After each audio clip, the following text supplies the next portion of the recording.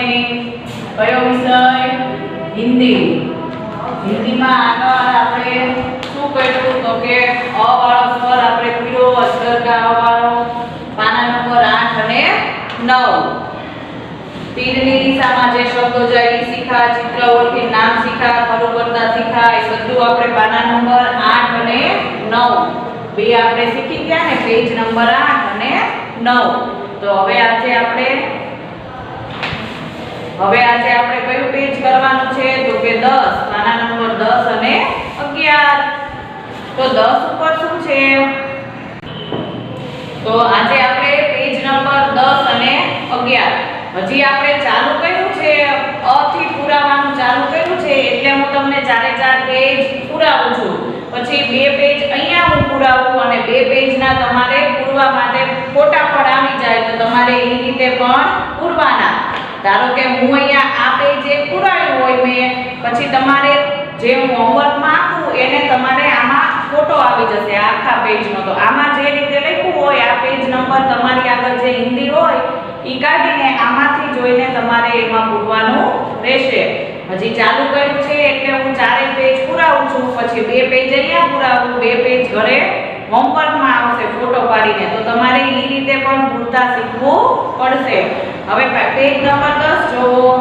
તો page number 10 માં શું છે તો કે ચિત્ર જુઓ અને અક્ષરોનો ઉપયોગ કરી શબ્દ બનાવો. હવે જ્યારે પરીક્ષામાં પૂછાય આ વસ્તુ તો એમાં ખાલી ચિત્ર આપેલા હોય અને આ ચોરસ ખાના આપેલા હોય, આમાં ક્યાંય કાંસ આપેલો હોતો નથી.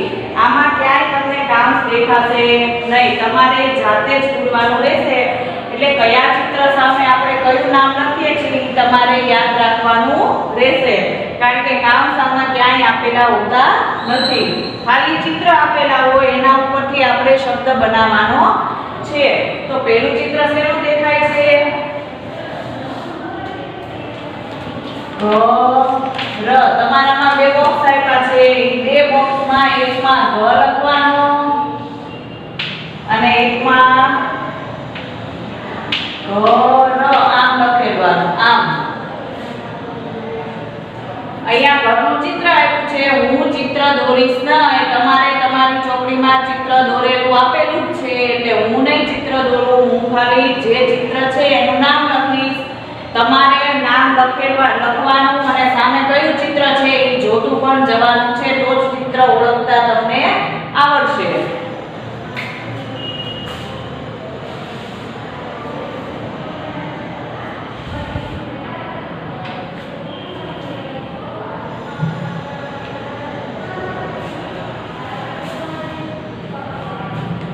પછી નીચે શેનું ચિત્ર છે? હલ. નીચે શું લખ્યું છે?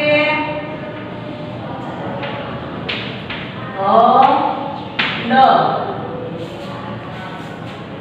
સામે ચિત્ર જો આપેલું છે.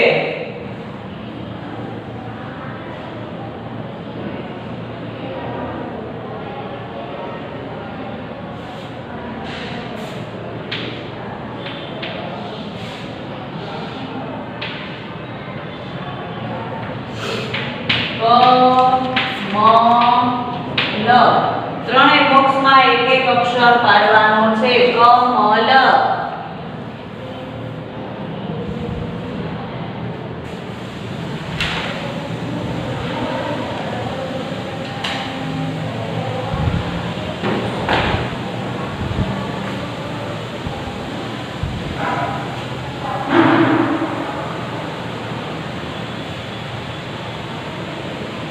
પછી એની નીચે આગળ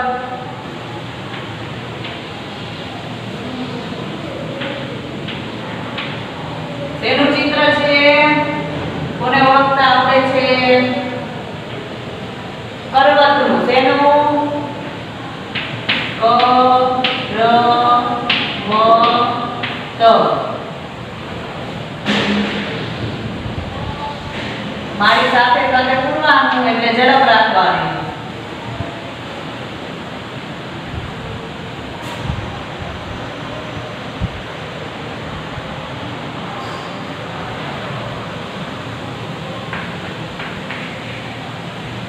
જો ઘર છે તો ઘર લખ્યું છે, હલનું ચિત્ર છે તો હલ લખ્યું, પછી કમળ છે તો આપણે લખ્યું ને કમળ, પછી શેનું ચિત્ર કરવત, અને છેલ્લે જો શેનું ઝાડ દેખાય તમને,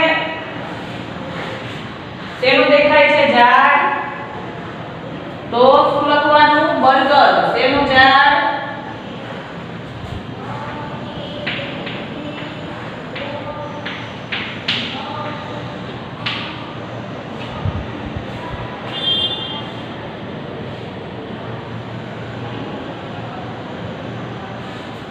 શેનું ઝાડ દેખાય બરગદ.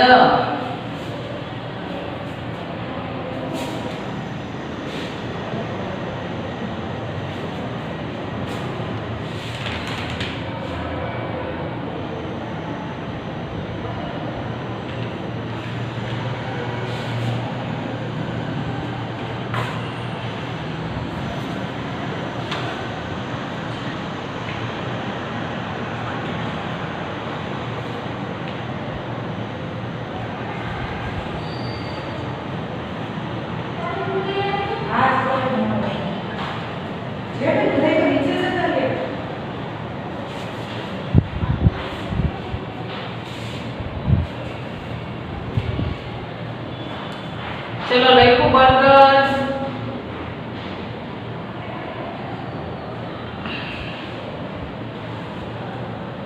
પછી સામે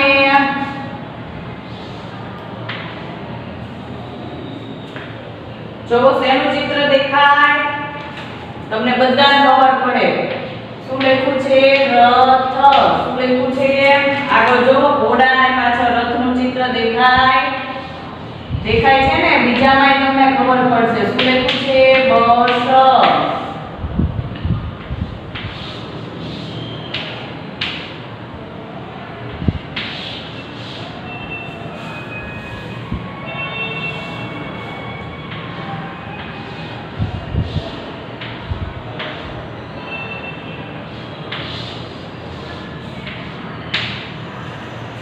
ચલો લખ્યું રથ બસ, પછી શું આવશે મકર,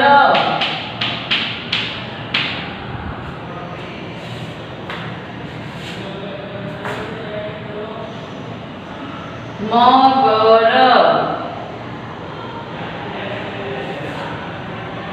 પછી શું દેખાય છે, તમે વટાણા કહો છો ને, જે એને શું કહેવાય હિન્દીમાં મટર કહેવાય, શું કહેવાય મટર.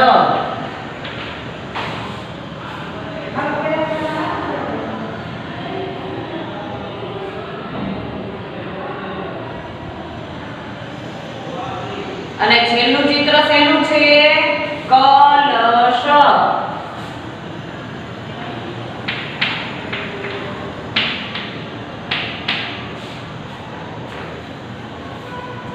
ચલો બધા જોઈ લે વ્યવસ્થિત સરખી રીતે. તમને બિલકુલ લખવામાં આમાં ભૂલ પડે એમ નથી, કારણ કે એક ખાનામાં એક જ મૂળાક્ષર લખવાનો છે, એટલે સરસ અને ચોખ્ખું લખાશે.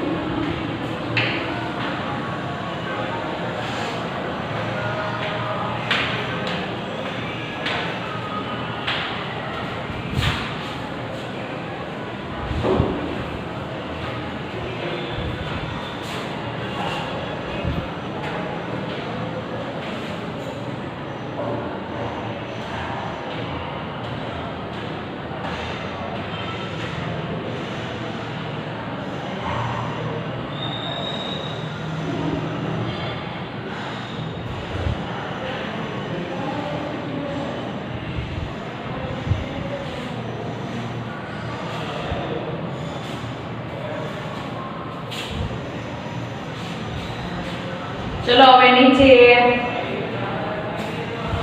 ચિત્ર ઓળખી ખાના પૂરા કરો. સૂચના બધે લખેલી આપેલી છે. આની લાઈનમાં ખાના પૂરા કરવાના અને ઊભા બોક્સમાં પણ ખાના પૂરા કરવાના.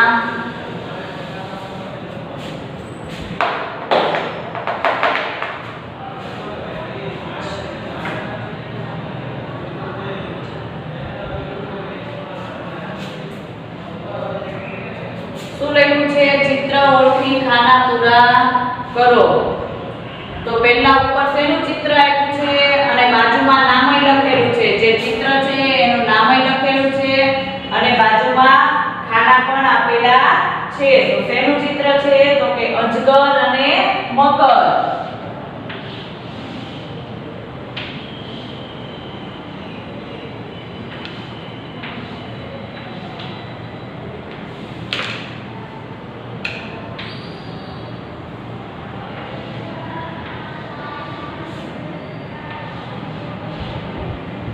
છે આવી રીતે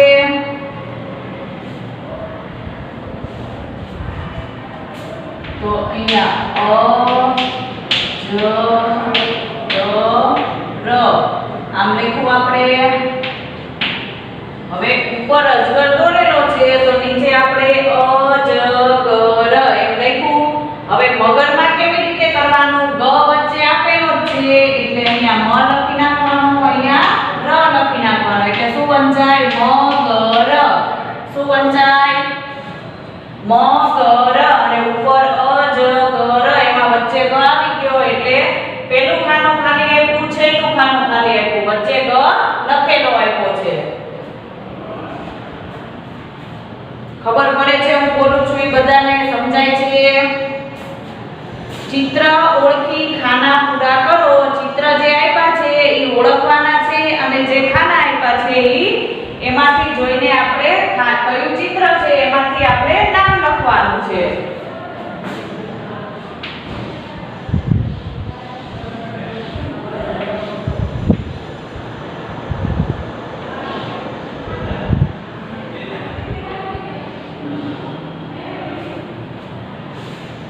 હવે જો એમાં બીજામાં પછી જો પહેલું ચિત્ર કયું દેખાય છે? તમને બધાને ખબર હશે કયું દેખાય છે? તો કે બ સ.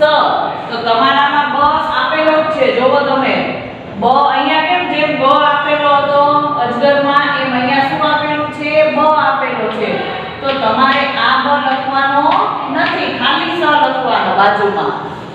બસમાં તમારે ખાલી સ લખવાનો જ છે. બ આપેલો છે. એવી રીતે નીચે બીજા ચિત્રમાં બતકમાં પણ બતખ. આ ત અને આ ખ. હિન્દીમાં ફરજિયાત બતખ જ બોલવું પડે. તમે અહીંયા બતક લખો તો આને સાચું આપવામાં આવે નહીં. હિન્દીમાં ફરજિયાત બતખ જ પાછળ લગાડવાનો, ક કોઈએ લગાડવાનો નહીં. તો બતકમાં પણ આપણે કેવી રીતે બ આપેલો છે, ત અને ખ તમારે લખવાનો છે.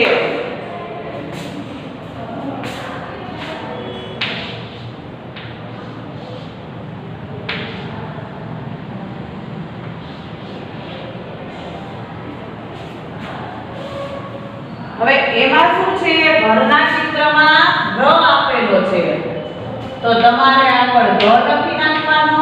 ર આપેલો છે અને બીજું ચિત્ર છે રથ. તો અહીંયા ખ લખી નાખવાનો, અહીંયા ગ લખી નાખવાનો. ઘર બની ગયો અને ત્યાંથી નીચે રથ.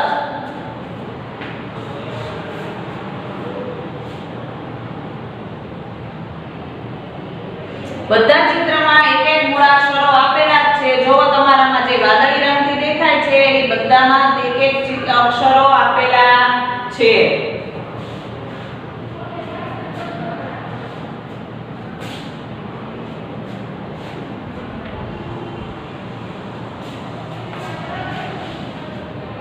બધા મારી સાથે સાથે લખતા જજો.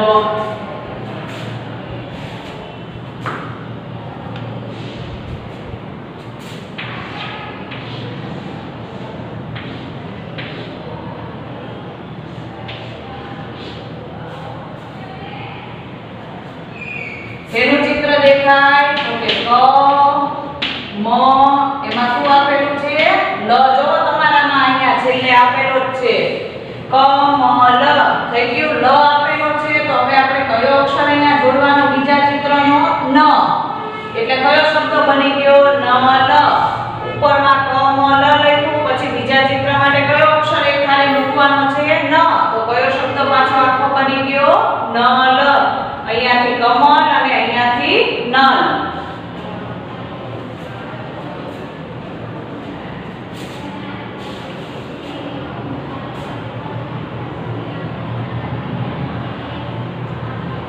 પછી જો પેનનું ચિત્ર આપ્યું છે તો પેનને હિન્દીમાં શું બોલાય? પેન બોલાય નહીં. શું બોલવાનું? કલમ બોલવાનું.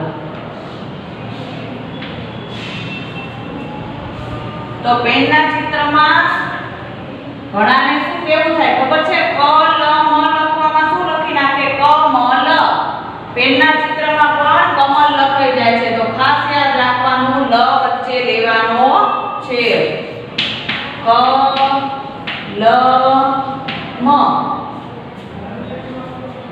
અને બીજું ચિત્ર કયું છે? હમણાં કીધું એમ વટાણાનું. એને હિન્દીમાં શું કહેવાય?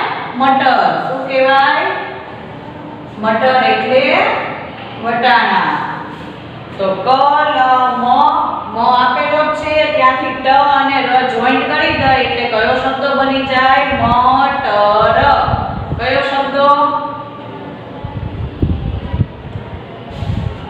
મટર.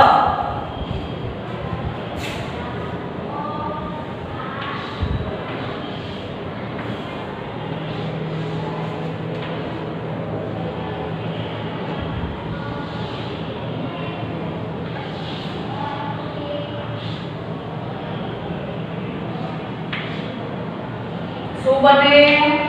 જ. ગ આપેલો જ છે જો તમારામાં. ગ આપી દીધો છે એટલે શું બન્યું? ઉપરનું ચિત્ર શેનું છે? તો કે જગ. અને નીચેનું જો એરો માર્યો છે ઈ આપણે ગણવાનું છે. આ પિંક કલરનો જે તમને એરો દેખાય ને એનું આપણને પૂછ્યું છે કે એને શું કહેવાય? તો શું કહેવાય? તો કે ગરદન. શું કહેવાય? ગરદન.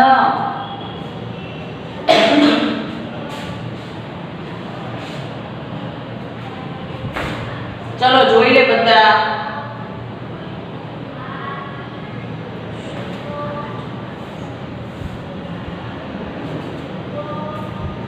ગરદન.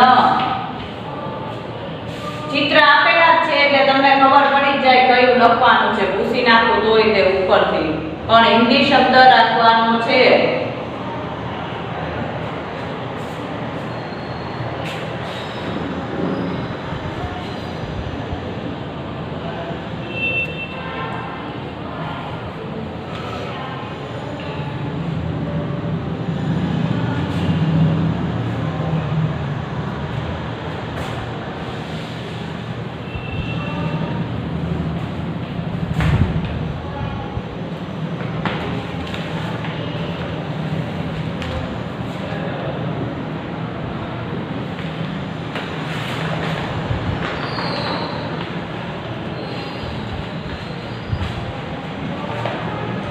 ચલો હવે સામેનું પેજ.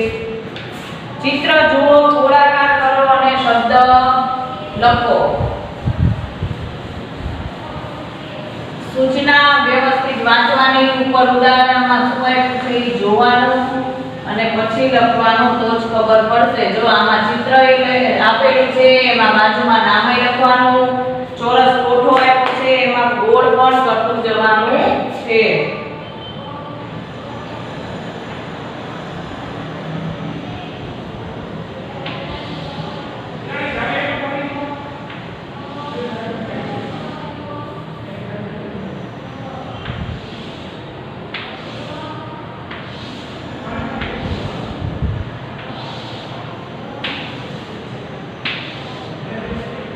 જો આમ આપેલું છે આડાવાળા મૂળાક્ષરો આપેલા છે.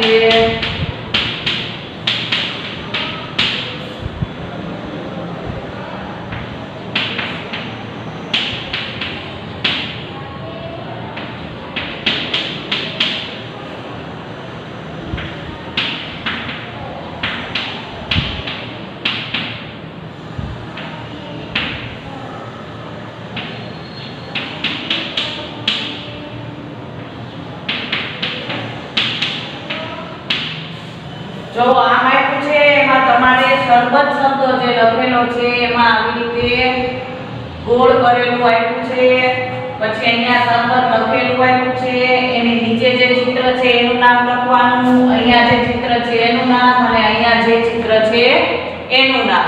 આવી રીતે તમારામાં ચોરસ કોઠો કરેલો આપ્યો છે. જે ચિત્ર છે એના જ નામ અહીંયા ગોતવાના છે. 4 ચિત્ર છે એમાં શરબતનું નામ આપણને જોવા માટે કરીને આપ્યું છે તો બાકીના 3 નામ નીકળે છે ઈ આપણે ગોતવાના છે.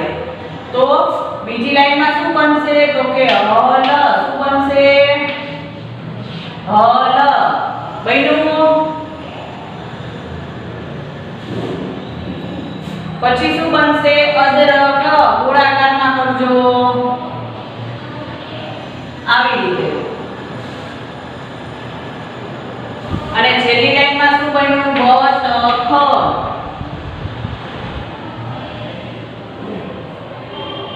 હવે અહીંયા તમારામાં આમ શરબત લખેલું આપેલું જ છે તો એની નીચે શેનું ચિત્ર છે? અદરક. શું થાય? આદુ. જોવો એની નીચે ચિત્ર આપેલું છે. તમારે હિન્દીમાં ત્યાં શું લખવાનું છે? અદરક. પછી આ બાજુ શેનું ચિત્ર આપ્યું છે તો કે હલ. અને છેલ્લે બતખ. છેલ્લે શેનું ચિત્ર છે? બતખ. આમાં જે નામ આપ્યા છે ઈ જ નામ અહીંયા ચિત્રમાં બને છે.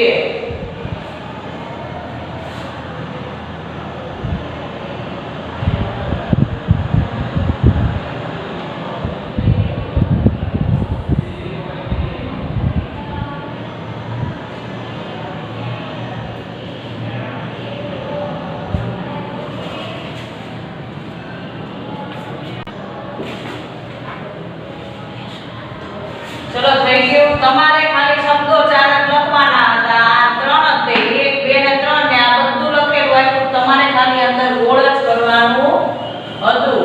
હવે આગળ ખૂટતા અક્ષર લખો. સાવ સહેલું. ખૂટતા અક્ષર લખો. એમાં તમારે કાંઈ કરવાનું નથી. આખો શબ્દ અહીંયા આપેલો જ છે. ચરણ. તો અહીંયા બાજુમાં ચ આપેલો છે, વચ્ચે જગ્યા ખાલી અને છેલ્લે અણ. તો અહીંયા પહેલા આખો શબ્દ જોઈ લેવાનો કે કયો અક્ષર ઘટે છે.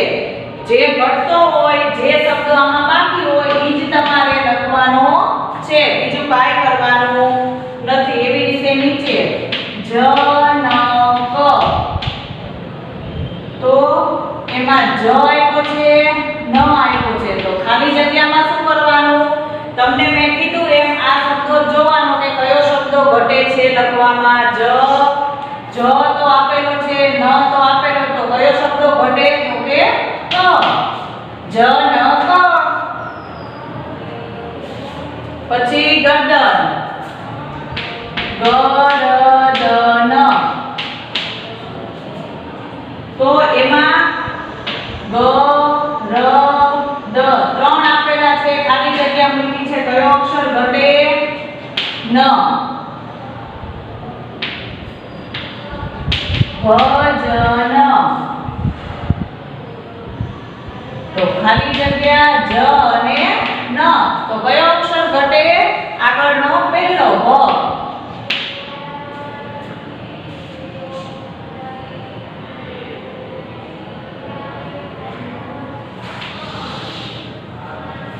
પછી કયો આવે? ભગત. તો ભ આપેલો છે, ગ આપેલો છે. ખાલી જગ્યામાં શું લખી નાખવાનું? ત.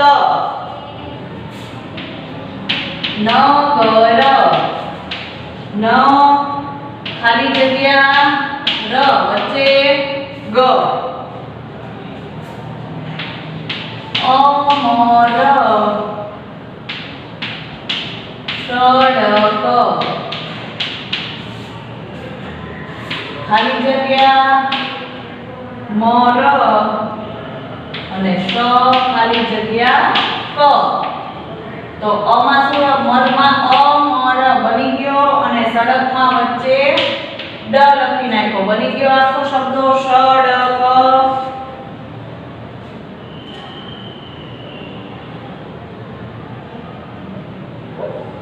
આમાં કાંઈ કરવાનું નથી. તમારે ખાલી એક એક જે શબ્દો ઘટે છે ઈ જ લખવાનો છે. બાકી આખા શબ્દો આપેલા છે.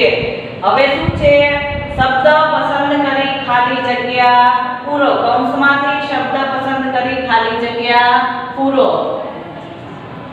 તો જો અહીંયા જો કૌંસમાંથી શબ્દ પસંદ કરી ખાલી જગ્યામાં બતક, જગ, બસ અને ક એવી રીતે આપેલું છે. અહીંયા ચિત્ર આડાવડા છે. જે ચિત્ર સામે જે ખાલી જગ્યા આવતી હોય એ આપણે લખવાની. તો પહેલામાં શું છે? જગત ખાલી જગ્યા ભર. પહેલા ચિત્રમાં શું છે? જગત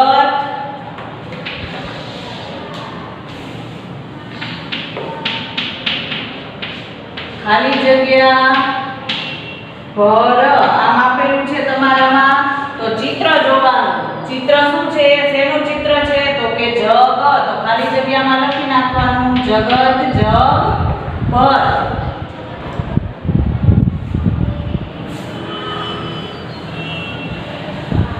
પહેલા ચિત્રમાં શું છે? જગત જગ ભર.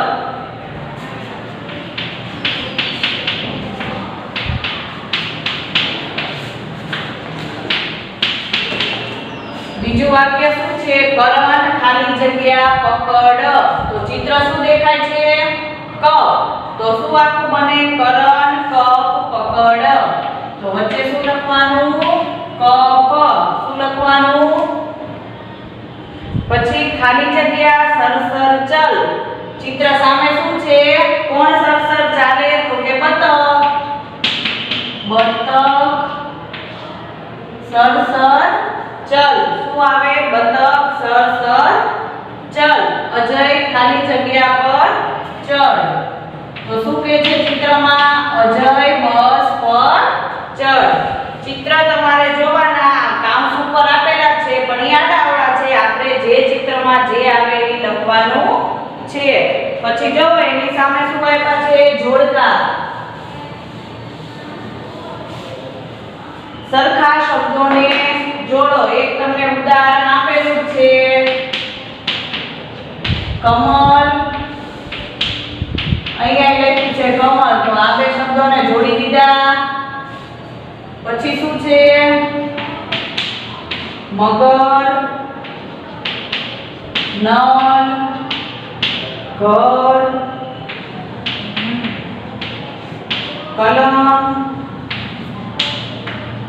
મટર, રથ. જોઈ લો.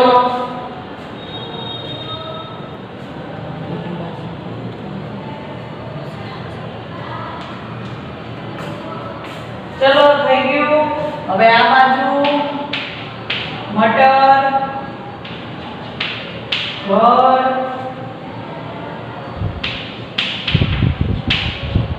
કલમ,